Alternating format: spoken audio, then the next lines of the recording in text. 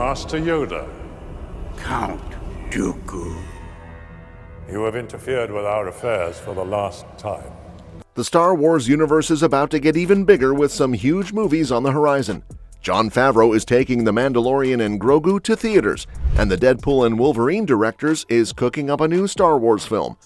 But that's just the beginning. There's plenty more in the pipeline. So let's dive in and check out the upcoming Star Wars movies and what they mean for the saga's future. The Mandalorian and Grogu movie. Lucasfilm made waves when they announced a Mandalorian spin-off movie that's totally separate from Dave Filoni's planned Mandoverse New Republic crossover film. Titled The Mandalorian and Grogu, it's directed by Jon Favreau, who also co-wrote the script with Filoni. Produced by Lucasfilm and set to hit theaters through Walt Disney Studios, the movie continues the story from the Disney Plus series The Mandalorian. Of course, Pedro Pascal is back as Din Djarin, and he's joined by big names like Sigourney Weaver, Jeremy Allen White, and Johnny Coyne. Originally, Favreau and Filoni had a fourth season of The Mandalorian written by early 2023, but the Hollywood strikes put production on hold. During that downtime, Lucasfilm decided to shift gears and prioritize a feature film over another season. That's how The Mandalorian and Grogu officially got the green light in January 2024. Filming kicked off in California by August that year and wrapped up in December. The movie is set to release in the US on May 22, 2026. Pascal returns as Din Djarin, the iconic bounty hunter, while Grogu, brought to life through puppetry, animatronics, and VFX, remains his adorable, mysterious ward. Sigourney Weaver plays Ward, a seasoned Rebel Alliance pilot now leading the New Republic's Adelphi Rangers. Jeremy Allen White takes on the role of Rata the Hutt, Jabba's son, and Johnny Coyne steps in as an Imperial warlord leading remnants of the Empire. Fans can expect some fun surprises like the live-action return of Garazeb Zeb Orrelios from Star Wars Rebels and even a few familiar Anzellan species members. The first official look at The Mandalorian and Grogu pretty much confirms it. Star Wars has finally learned a key lesson about Pedro Pascal's role as Din Djarin. For years, fans have debated Pascal's involvement in the show because of the infamous helmet rule that keeps Din's face hidden most of the time. Back in Season 2, when Bo-Katan Kryze and other Mandalorians showed up and freely took off their helmets, it felt like Din might do the same, especially after revealing his face to Grogu. But the Book of Boba Fett and The Mandalorian Season 3 doubled down on the helmet rule, making it seem like the story was backpedaling. So why did this even happen? Well, Jon Favreau explained at Star Wars Celebration Japan that the helmet rule was about creating an instantly iconic silhouette, something as mysterious and cool as Boba Fett or Darth Vader. And honestly, that worked. Din's helmet has become one of the most recognizable visuals in the franchise. The downside, though, is that it came at the cost of showing Din's humanity. Some people blamed Pedro Pascal's busy schedule, especially with The Last of Us, but it really boiled down to keeping Din's mystique intact. Like Vader and Boba Fett was the mystery. But here's the thing. That decision was made before Pascal's star power went through the roof. The Book of Boba Fett episodes that set his arc in motion were written around 2020 or 2021. Fast forward to early 2023, The Last of Us turned Pascal into one of Hollywood's biggest names, and by the time Season 3 dropped in March 2023, the complete lack of helmetless moments felt like a massive missed opportunity. Fans couldn't believe Star Wars wasn't taking advantage of his talent and newfound fame. Now, Star Wars clearly gets it. Pedro Pascal is just as important, if not more, than Din's helmet. The man under the armor matters just as much as the armor itself. And that's why The Mandalorian and Grogu is the perfect chance to fix this. Bo-Katan is uniting Mandalore, meaning the strict helmet rules could naturally relax.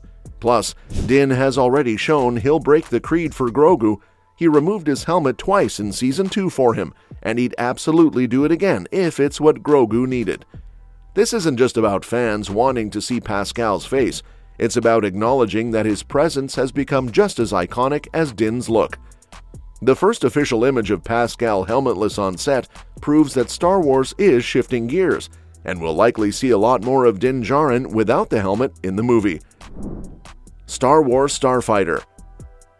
The biggest bombshell from Star Wars Celebration 2025 was the announcement that Deadpool and Wolverine director Shawn Levy is taking on a brand new Star Wars movie called Star Wars Starfighter, with Ryan Gosling in the lead.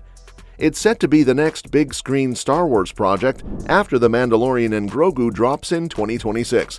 Filming kicks off this fall with a planned release date of May 28, 2027. Besides Ryan, Mia Goth is officially joining Star Wars Starfighter as the film's main villain, going head-to-head with Ryan Gosling. The horror star, best known for her unforgettable roles in X, Pearl, and Maxine, is stepping away from Scream Queens and leaning into the dark side of the galaxy.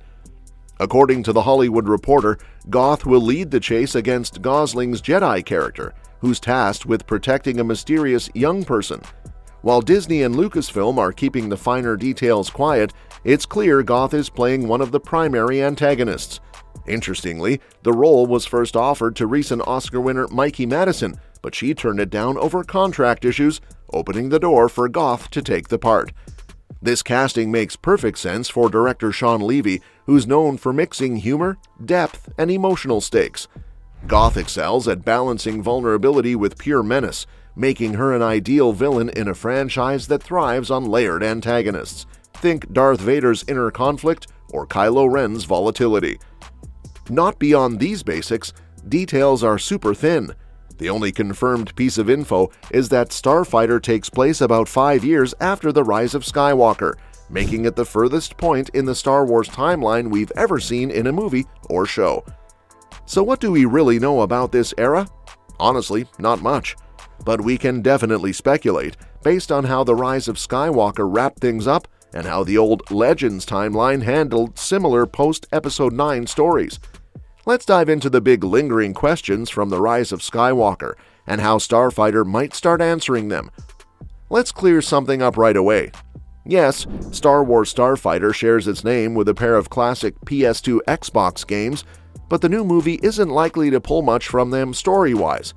The original Starfighter game came out in 2001 and was set during Episode 1, following a group of heroic pilots before and during the Battle of Naboo.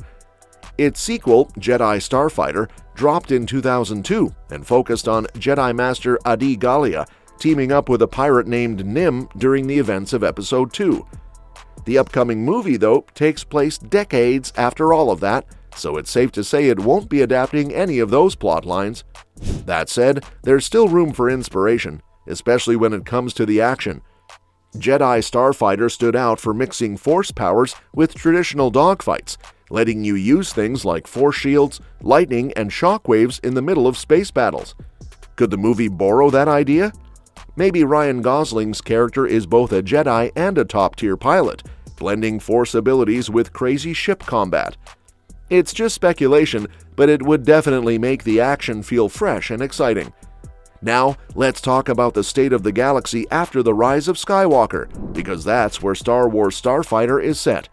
While the movie ended with a big victory over Palpatine and his Sith Eternal Forces, it didn't really explain what came next for the New Republic. Ever since The Force Awakens, the Republic's future has been a mystery. Remember, Hosnian Prime and the New Republic leadership were wiped out in one blow by Starkiller Base, leaving Leia's resistance as pretty much the only organized force standing against the First Order. So, what's left of the New Republic by the time Starfighter rolls around? It probably still exists in some form, but it's definitely weakened. Even before the First Order's rise, the Republic was politically fragile. As we learned in the novel Bloodline, it was split between populists, who wanted each planet to stay independent, and centrists, who favored a strong, centralized government with a bigger military. That tension could easily continue, making it even harder for the Republic to regroup after losing so much. And what about the First Order? Just because Palpatine and Kylo Ren are gone doesn't mean every remnant of the regime vanished overnight. The Empire didn't disappear instantly after Endor either. It took years of fighting, with threats like the Imperial Remnant and Grand Admiral Thrawn still lingering. It's very possible the First Order left behind survivors who could rally under a new leader and cause chaos again. On top of all that, the galaxy has a serious piracy problem. We've seen it in The Mandalorian and the upcoming Skeleton Crew. As central power weakens, pirates and smugglers fill the void, making life even more dangerous on the fringes of the galaxy. By the time of Starfighter, this lawlessness could be at an all-time high. All this sets the stage for a major power struggle. Ryan Gosling's character could be a New Republic pilot trying to restore order, a local defender fighting for his homeworld without Republic support, or even a former First Order soldier looking for redemption, similar to Finn's story. Since Starfighter is being billed as a standalone movie, it probably won't set up a massive new Rebels vs. Empire-style conflict. More likely, it'll focus on the immediate fallout of the rise of Skywalker, with a new villain stepping into the power vacuum and epic space battles as a result. Also, rebuilding the Jedi Order is another big question hanging over the galaxy after the rise of Skywalker. Luke Skywalker started out the New Republic era with hope, training a new generation of Jedi and even building a temple, as we saw briefly in the Book of Boba Fett. For a while, it seemed like the Jedi were on the verge of making a real comeback. But then came Ben Solo. Manipulated by Snoke Palpatine and pushed over the edge by a moment of fear from Luke, Ben destroyed the temple, killed many of the students, and became Kylo Ren. After that tragedy, Luke gave up, retreating to Ahch-To as a bitter hermit. By the time of the sequel trilogy, the Jedi were basically wiped out all over again. Still, there's no way all of Luke's students died. Just like Order 66 didn't wipe out every single Jedi, it's possible there are survivors out there waiting to resurface. And what about Ahsoka Tano? She's still a big question mark. We hear her voice among the Force ghosts in The Rise of Skywalker, but Dave Filoni has hinted she may not actually be dead. We also know that Rey is set to rebuild the Jedi Order after The Rise of Skywalker, which will be the focus of the upcoming new Jedi Order movie. But that film takes place 15 years later, about a decade after Starfighter. So will Starfighter even touch the Jedi storyline? That probably depends on Ryan Gosling's character. If he's Force-sensitive, we might see Rey make a cameo as she reaches out to potential new Jedi. But if not, Starfighter might stick to being more like Rogue One or Solo, focusing on non-Force users and their battles in the galaxy. And then there's the dark side to consider. Palpatine is finally gone for good, probably, but does that mean the Sith are truly extinct? History says no. In the old Legends timeline, new dark side threats kept popping up, like Darth Krayt and his Sith Empire a century later. Even within canon, we know the dark side isn't limited to just the Rule of Two. There are the Night Sisters of Dathomir, former Sith like Maul, and plenty of others who could rise to fill the power vacuum. Maybe a hidden apprentice survived. Maybe there are still members of the Knights of Ren out there, or maybe another one of Luke's old students turned to the dark side. Also, could Poe Dameron or other familiar faces from the sequel trilogy pop up in Star Wars Starfighter? The movie's introducing a brand new lead and takes place in a part of the timeline we haven't seen on screen yet. Plus, it's being billed as a standalone story, so we probably shouldn't expect a parade of cameos. That said, this is Star Wars, and Star Wars loves its surprises. I mean, if Darth Maul randomly showed up in Solo, there's always a chance someone from the sequels could make an appearance here. Poe Dameron feels like the most obvious choice. He's likely the best pilot in the galaxy now that Han Solo's gone, and he's a Resistance hero who knows how to handle First Order remnants. It makes sense that Poe would have a role in rebuilding the New Republic, which could easily bring him into Gosling's character's orbit. Chewbacca's another fan favorite who could return. What's Chewie up to these days? Is he still flying with Rey, or have they gone their separate ways while she rebuilds the Jedi? Imagine Gosling's character ending up at the controls of the Millennium Falcon with Chewbacca by his side. That would be a perfect nod to the Skywalker saga. There's also Finn.